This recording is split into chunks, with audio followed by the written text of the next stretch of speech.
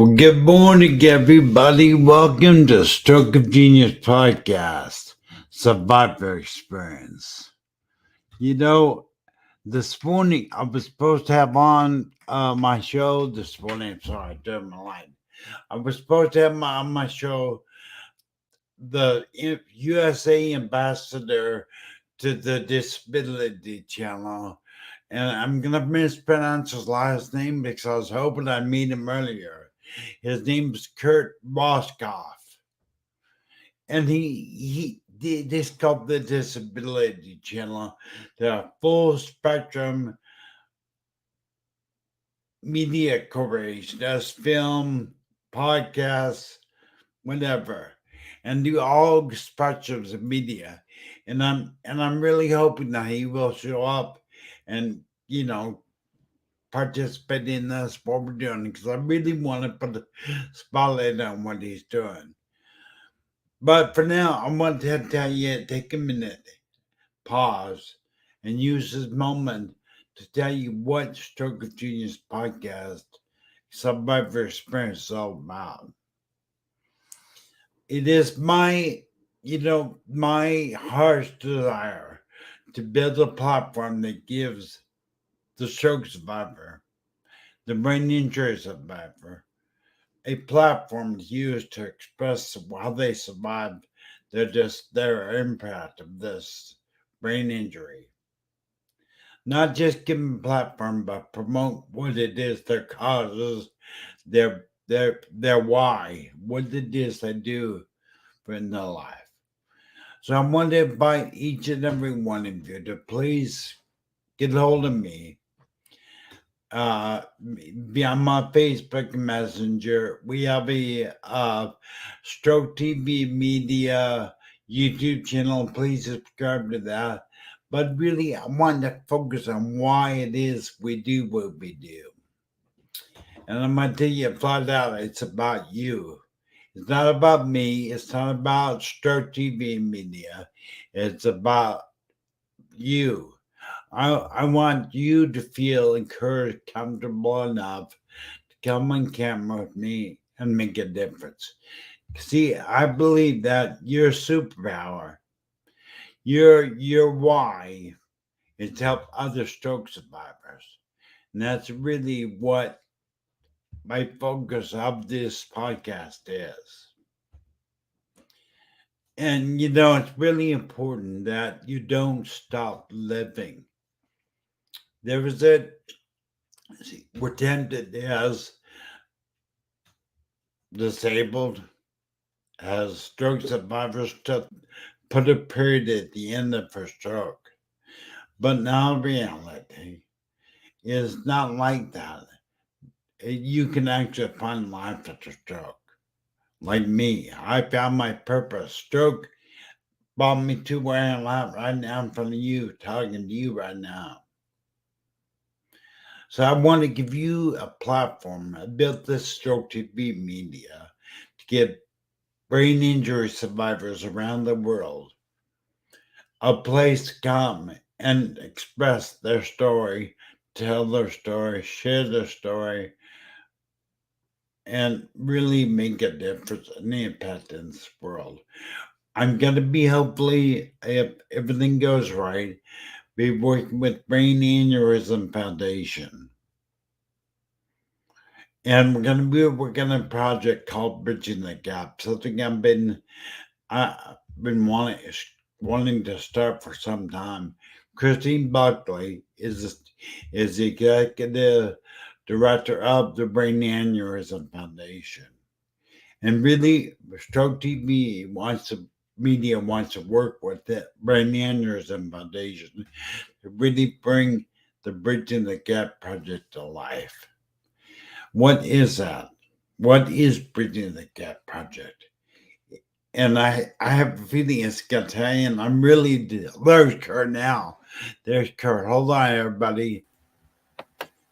Hey, Kurt, I'm glad you made that. I was sitting there just ad-libbing. Because I didn't know if you're going to show up. How you doing, Kurt? I am doing good. Thanks, Aaron. Thanks for everything you do. It's really great to have you out there. Please let me start the podcast. Let me start right now. Hold on. Let me start it. The Stroke of Genius podcast, hosted by brain aneurysm and stroke survivor Aaron Avila, sharing the experiences of survivors and CEOs. This is your destination for inspiration. Well, we'll give the podcast card. Yeah, thanks again, Aaron. So yeah, I appreciate Yeah, it's everything you do. This is a good really, show. yeah, it's really good to see you this morning. Why don't you introduce yourself to the community?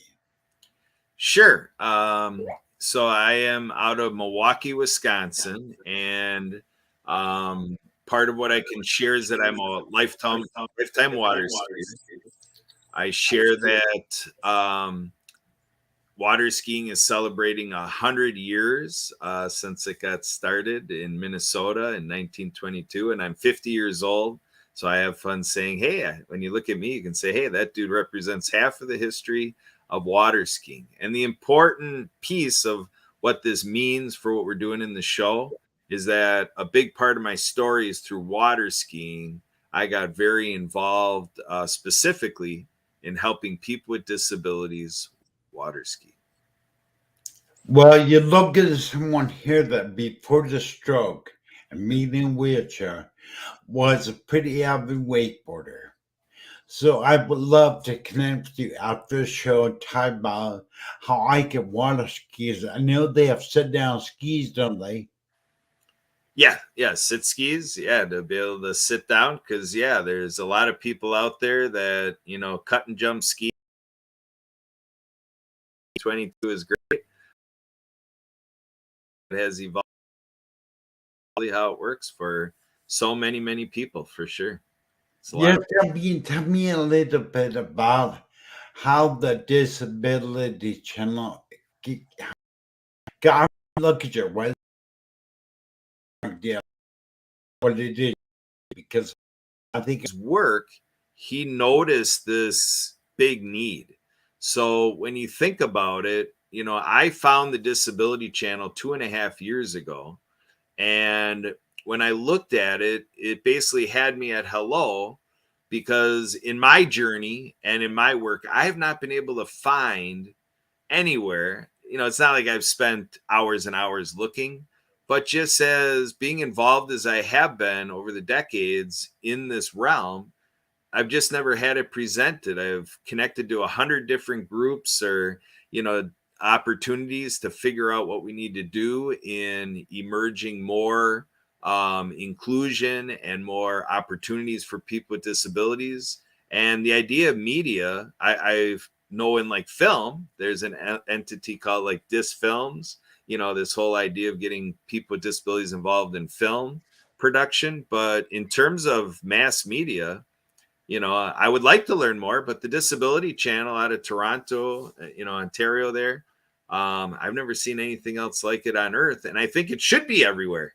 So that's what I'm doing right now is I'm helping wherever people are at, see if they want to co-venture with me and let's get something like the Disability Channel produced in their local areas, is what I'm looking to do.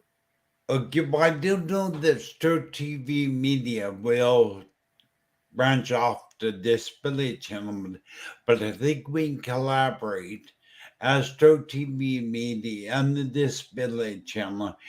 I'm going to be working on, I'm trying to get I have a vision for a project. It's called the Bridging the Gap Project. And it's designed because it's from hospital to the doorstep.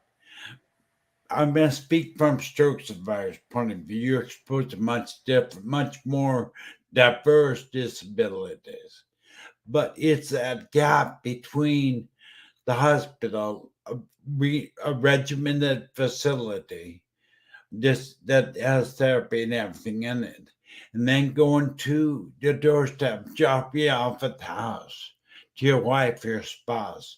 And I'm going to start working with the executive director of the Brain Aneurysm Foundation, and her name is oh shit, great.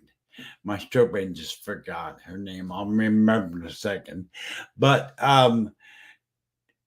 we're going to want to do a video series that the spouse or relative or somebody what to expect when the disability, in my sense, in my case, brain injury occurs from the hospital to the house, what to expect, how to deal with, how to cope with the person with that disability or as you call it, ability, and really help the other people traverse the gauntlet of this, of that.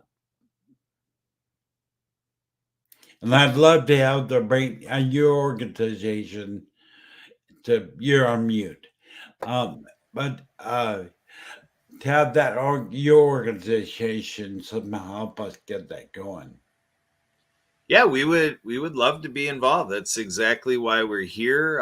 Like I say, I've connected to about 100 different initiatives, kind of like you're describing something that can really emerge out there. And so, in my last 10, 15, 20 years, there's like 100 of these types of examples that I've been able to come in and be a part of and see what I can do to contribute to its success. And the thing that I noticed is what I'm looking at, you notice too, is what this all needs is a platform where it can get out there and get known, because we're gathering with a nice group of people doing marvelous work and we're jazzed about it, and it's all within this bubble. And it's like, oh my goodness, if this could just be known by the masses, it would really ignite it, and it would favor the potential of the work that that smaller group is doing. So this mass media are getting the numbers up of who's viewing and listening, and get people's brains working. I call it brain real estate. How many brains can we reach? Because the more brains we get working on this stuff, that collective consciousness and that collective intelligence, really is the secret sauce to get that Imagineering going. And let's start filling the gaps that are out there in social work and social services, in local governments, like say at a county level or something. They get together as a bureaucracy and they put right on their documents unmet needs.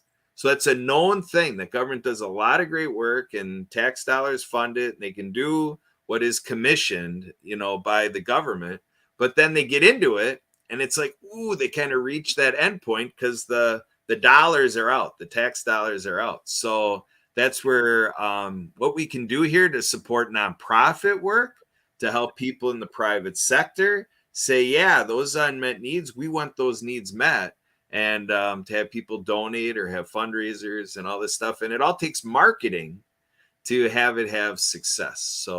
So again, I continue to appreciate the Stroke of Genius podcast, because I'm with you. I feel like I'm part of your choir that you can preach to say, yeah, we need to do more of this. And thanks for being the host there. And this is good work. Yeah, Kurt, it's funny because just hearing you speak, it's got me excited because to have what you're doing. How long is the Disability Channel been going? When was it founded? I just rounded off. I say 10 years, whether it's 2012 or not. I just know, like with Ontario funding the Digital Ventures program, which is one of these private public partnerships for inclusive hiring strategies. That's been like around 8 years now. And so the Disability Channel, I know he had going for a couple of years prior to the government hopping on board and having government dollars from Ontario be involved. So, I would have to look it up. I don't remember the founding year, honestly. I'd have to look it Well, up. I definitely want to talk to you. I'm really excited to hear what you're talking about because I think we can do something together. And I think I'm with you on board. I think the more we get out there as a community, and it sounds like you're more like, because I always picture Stroke TV media being a hub, but it sounds like a disability channel as a hub, and you're bringing together all the people around doing work like Stroke TV Media and bringing awareness and making the central hub for us. That's pretty amazing. That's been my vision, but I think that sounds like me you have made it going now. So great, good for you. But then I want to ask something, Kurt. You are not disabled. Right. Yeah. How did you get involved in this? Well, again, it sparked from water skiing for the most part. There's other things in life that kind of were those little energy points that fed into it. But the thing that really was the catalyst to get me from all talk, no action, or just having these thoughts and have my heart there to go from it's in my heart to actually doing something with my hands is water skiing. Because basically we're enjoying over 33 years of history as a ski club, partnered with a local organization called Adaptive Community Approach Program, ACAP, Adaptive Community Approach Program. And they have me celebrating 40 years actually this year as an entity. But they came to our club and talked to the right people in our club to say, hey, there's sit skis out there. You guys do skiing. We're an agency that serves adults with disabilities. What about co-writing a grant? Now, I personally was not involved in all of that. I was just a water skier. I kind of have fun. They had a poster, strong backs, weak minds needed. Whoa, I was in. So I was just in and they told me, hey, we're going to be doing this with this group called ACAP, and we're going to have about 20 people showing up, and, we're going to help do a water ski experience with them. And I've just been involved that way ever since, which had that influence on me. But then 20 years later, which ends up being about 10 years ago, we were doing this as an annual event, the first Saturday in August every year. And then my mind, with all the other things I was doing, I thought, you know what about having somebody in our ski show what we were doing on that Saturday? Like we do that Saturday event. That's kind of a privatized event. It's out in the public, but it's more just to get this group out. We do it, we go away, and not a lot of people know what we did, even though we did it for 20 years. And what about putting in the show so our show audience could see it? Well, so this is the rub. So this is the answer to your question, because I was there on a night 10 years ago where my friend, who happens to be someone with cerebral palsy, a power wheelchair user, came with swim trunks, neoprene shirt, goggles, swimsuit, towel. I mean, more prepared than the rest of us, and he was ready to go. But two friends, president of the club, other board member, they came to me to say that this wasn't going to happen. Now, I learned later, my friends in the disability community taught me this is called microaggression. When the matters of somebody's life is being handled by somebody else or other people instead of directly, that's a microaggression to say, we're not going to talk about your business directly with you. We're going to talk about you behind your back. That's a microaggression, type of thing. But that's the way it left. And my wife actually went over to him to just at least say, yeah, you might be picking up on it. It's not working out for you to ski tonight. So sorry. And just did that to at least do something. But when he learned later, the real reason why, there's like 20 reasons they came up with it. None of the reasons settled with me. But the one that really gripped me was if he skis, then everybody's got to ski. So you know what came of that, Aaron? What? We took that, and their contention became the answer, saying if he skis, everybody's got to ski. We created the Everybody Skis program, the Inclusion to Water Skiing campaign, because the stand, my family, my wife and daughter, we all had a discussion the next day after that did not happen. Like he went home dry. He was going to get wet in the lake and go skiing with us. He didn't do that. He went home dry. And to me, that wasn't right. My wife agreed. My daughter agreed. We became a family that did this inclusion to water skiing.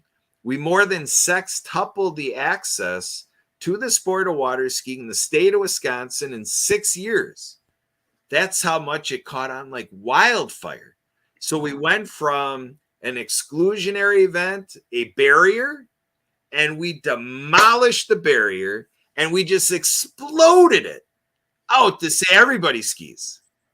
There's not going to be a story like that ever again in the state of Wisconsin, Aaron, because people are going to know that if that group cares, the people in their community can ski, and they all understand it now. Thousands of people involved with the Wisconsin Water Ski Federation. We went from 100 to 200 people kind of sort of involved in using a sit ski to now it's thousands. And there's tens of thousands that know about it by the attention, because we got friends from Florida came up to help us. This got attention worldwide. Multiple countries were like looking at this and saying, wow, that really is something, and kind of got them thinking about what they could do in their country. So that is what I'm also trying to apply in other parts of my life. I'm kind of where I'm at a point where I don't want to stop with just water skiing. I want to look at when I wake up, what do I do through the day before I go to bed? And everything I do, I'm like, how are we doing, including people with disabilities? It doesn't matter what it is. That's always my question. Everything you put in front of me, how are we doing, including people with disabilities? And that's what I do day in and day out, every day, including on Sunday. Ability Ministry. That's really awesome. And I don't know, for any audience member out there, if you enjoyed the water, and Kurt and I both know, because like I told you, I was an avid wakeboarder and began the lake, although we're having water shortage here in California. But hopefully we get some water this winter. But there's nothing like it on the face of the planet. There's no other place I would personally rather be than laying in the boat, maybe sipping a beer, and hearing the lapping of the water at the bottom of the boat. There's nothing like it, is it, bro? Yeah, I agree. And what this sparks for me, Aaron, is as part of my community service model, I'm going to call it, I want to look at waterways across the country or wherever people connect with us around the world. I want to look at a waterway, and I want to look at where there's prospective sites where we can do a multidisciplinary event. Here in Milwaukee, not by the water, we just did it at a high school. And as far as water, we used a pool. This high school had a pool, which is great. We were able to get canoes and kayaks and, like scuba and do other stuff in the pool. But what I'm looking at is to create events wherever we can take this, that in Milwaukee, we're able to achieve that 60 organizations came together for an adaptive sports and rec expo. And there were 50 exhibit sites where there was actual experiential interaction. So like with my sit ski, I actually offered, as somebody wanted to be transferred or somebody was able-bodied, they could just go ahead and sit in the sit ski to see what it is. And then we had videos and we had hands-on with the equipment, kind of like a shore side part of an adaptive water ski event. And, but to have 50 things there, like track and field, wheelchair tennis, rock climbing, adaptive rock climbing walls. See, I want to open this up and I want to challenge communities around the world, and for sure coast to coast here in the States, to say, what about finding a site on a waterway where you can do all this aquatics and then enjoy a park area, maybe that's the shoreline, and then open up, like have some surface sports like basketball. I mean, I just kind of want to get to a point where it's like the Epcot or the Disney World of adaptive sports and rec, and just really, like I say, blast through this whole mantra and just flip the script and put this whole inclusionary aspect at the forefront rather than being a secondary, like kind of sort of depending on somebody's journey. I want it to be mainstream. I want it to be the redefined mainstream. So I present today falsely claimed mainstream. So like you're doing your show and you're creating, a supplemental complimentary message to say, hey, where in the falsely claimed mainstream can the messages that you're bringing forth, Aaron, where can we count on that it'll be constantly brought forward? And there isn't anything. And that's why you're doing what you're doing, right? Well, I am so excited because, of course, to do the water portion, we'll need to get some rain here in California. But I, there are many, I can't imagine how many disabled people are in the world. There's 80 million stroke survivors alone. And then to explode that into a whole different branch, a whole different facets of stroke survivors, wheelchair bound people. We, oh my goodness, okay, I'm getting excited. I just say that I can feel your passion, I love your passion, but can how can my community, how can people in my stroke survivor community or other survivor communities get involved with your organization, the ability channel?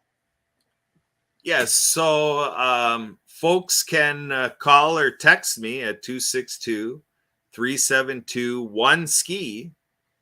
So that becomes 262-372-1754. And then with the disability channel, I have a .us email, Kurt, Kurt, at thedisabilitychannel.us. They can visit the homepage out of Toronto in Canada, thedisabilitychannel.ca. You're showing the YouTube on your display. Be a part of our social media when you find our stuff online. Just start pinging us, send us messages, comment in our, programs, get involved. We're about adapting and being accommodating. So it's like, however, whoever, whatever, let's just do it. We're here to help people be the best version of themselves and creating a world that favors that. That is so awesome. I mean, you're speaking language, bro. Seriously. And the disability channel. I was going over your website, and you offer production services. You can improve my productions from my podcast. In fact, you host your own podcast. Why don't you tell us a little about your podcast? Well, for me personally, at the same time I was introduced to the Disability Channel and working with the Disability Channel more as a partner with an event I created, which is Global Ability Fest. So that's another part of how I'm making this all eventful, because I think events draw the crowds and the audiences, and then you can demonstrate, hands-on and get people right there in physical person how this stuff all works. But with the Disability Channel, we do have an educational platform, which is called Digital Ventures that I mentioned earlier. And that's where we open up our wheelhouse. We do 15-week course, 14, or I guess it's maybe 14 weeks really, but a couple days a week with our instructors on Zoom. And then there's always, pretty much an assignment or a hands-on experience or interaction, kind of like doing projects where once a week you're doing those projects. So it's a 3-day a week, experience. But that opens up the wheelhouse to desktop publishing, creating graphics, doing social media marketing, editing videos, editing audio, public speaking. It runs the gamut. If it's got to do with how you produce Stroke of Genius podcasts, that's in our Digital Ventures program. But in the work I do, whether, either that program works for you or not, if that's not really the format that makes the most sense, I'm here to just share, my time and talents and help people do this stuff. However, we got to get it done. Because I don't want any obstacle to say, oh, I'd love to do that, but I can't. And then boom, it's dead. It's the same thing with my friend not skiing. It was, that kind of fell flat that night, but I woke up the next morning. I'm like, okay, it fell flat in that case. How can we change this up and make it work on a large scale? And I'm willing to go to whatever extent people's appetites are. And I obviously have a big appetite. I think you kind of caught on to that. Yeah, I can tell your excitement isn't your passion. Your purpose is contagious, no doubt. I can't wait to talk to you after the show and see how we can work together and see how we all can work together and do things. But I think a half an hour goes by pretty quick, and but one of you we started a bit late, so I wanted to carry on a little bit more, go 5 minutes over. So, but tell me, if I have to ask Kurt, tell me what the purpose, the why of the disability channel is. Could you please make it real simple? What is your purpose? Well, again, it's just to echo what I said earlier about Jay producing TV and noticing in the industry with one of our major broadcasts, on Fox. You're talking that this was a show following Friends on Fox, and and seeing that, whether it's that example or wherever you look in the industry, that it's pretty obvious that the way I say it, it's not just broadcast, it's anything in life, that segregation is alive and well. So here you have Jay saying he has this insight that we need to create, like I created inroads to water skiing. So my counterpart in broadcast is Jay. He has been creating inroads to broadcast production, and so it's television buy-in with people with disabilities and veterans. So that's the grand slam home run. When we're sitting there and enjoying an informative talk show, or whatever you're seeing there, or even at sporting events or whatever, that you're seeing this inclusion and a role by people with disabilities and what's happening, rather than excluding them. They're just in the audience and they're only consumers. See, I guess that's the point. Do we look at people with disabilities as just consumers, or do we say there's a lot of people with disabilities that want to be producers? And we got to create those arrangements that make sense, that individual with a disability can be fruitful and productive producing TV. So when we make that happen, and if they don't end up producing TV, but we help them get another job because of the experience we gave them that nobody else was giving them, to then get that job and be another success story in inclusive hiring, so it's media, and then it's just jobs, period. Are people getting the jobs that are available to everybody? Are we getting that equity in getting those salaries and paychecks, because people are in that position to functionally deliver what the employer needs? And it's a good match made in inclusive hiring, that we're seeing in the workforce, this elevation of employment, that is people with disabilities being employed. That is really amazing. I'm really excited to meet your CEO someday, and maybe even have him on a podcast. Let's see if I'll do a podcast. Maybe definitely ask him. I'd love to talk with him. But I think it's really exciting. Now, I'm gonna teeter.